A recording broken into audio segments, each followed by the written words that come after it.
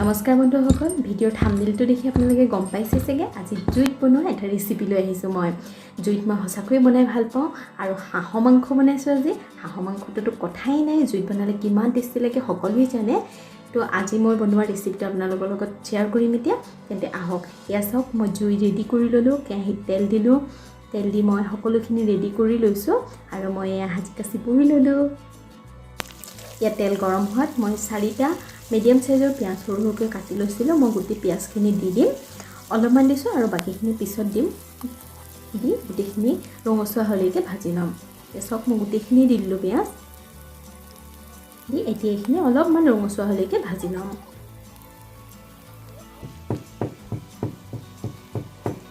এতিয়া পিঁয়াজখিনি ধুনীয়াকৈ ভাজ খোৱা হৈ গ'ল। এতিয়া মই ইয়াতে পিচি থোৱা নহৰু আৰু আদাৰ পেষ্টটো দি অলপ সময়ৰ কাৰণে ভালদৰে ভাজি ল'ম।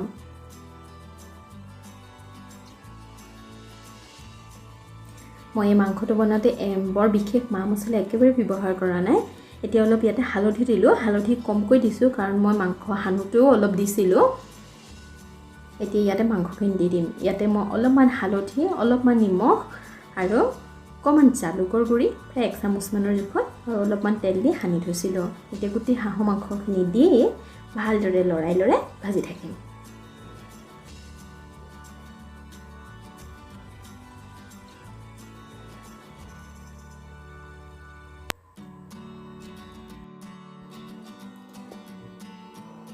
অলপমান ভাজি হোৱাৰ পাছত মই ইয়াতে নিমখ দিছোঁ। নিমখ বৰ বেছি দিয়া নাই কাৰণ মই সানোতেও দিছিলোঁ। আৰু নিমখ দি অলপ লৰাই ইয়াতে অলপমান জিৰা গুড়ি দিছোঁ, অলপমান ধনিয়া গুড়িও দিম। ইয়াত ধনিয়া গুড়ি দিছোঁ আৰু অলপমান মিট মছলা দি দিছোঁ। আৰু এই মছলাখিনি মাংসখিনিৰ লগত ধুনীয়াকৈ সানি ল'ম।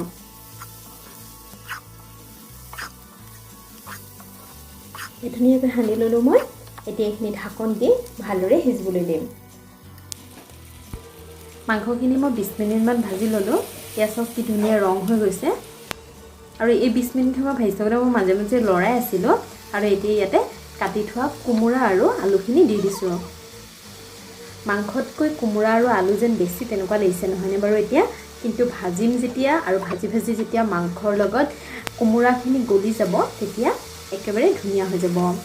আৰু এতিয়া মই কোমোৰা আৰু আলুখিনি দিয়াৰ পিছত মাংসখিনি এনেদৰে লৰাই ল'লোঁ। মাংসখিনিত মই কোমোৰা প্ৰায় আধা ঘণ্টামান মাংসখিনি ভজাৰ পাছত দিছোঁ। আৰু এতিয়া কোমোৰা দিয়াৰ পাছতো মই ঢাকন দি ধুনীয়াকৈ কোমোৰাখিনি গলি যোৱালৈকে ভাজি ল'ম। ইয়াৰ প্ৰায় 15 মিনিটমানৰ পাছত অলপমান কমি গৈছে, আপোনালোকে দেখিছে কোমোৰাখিনি গলিছে।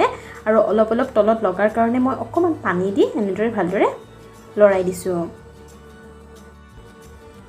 এইখিনি সময়তে মই জালুকৰ গুড়ি 1 চামুচো দিছিলোঁ, কিন্তু ভিডিঅ'ত দেখুওৱা নহ'লে। আৰু এতিয়া ঢাকন দি মাংসখিনি ধুনীয়াকৈ আকৌ সিজিব দিলোঁ।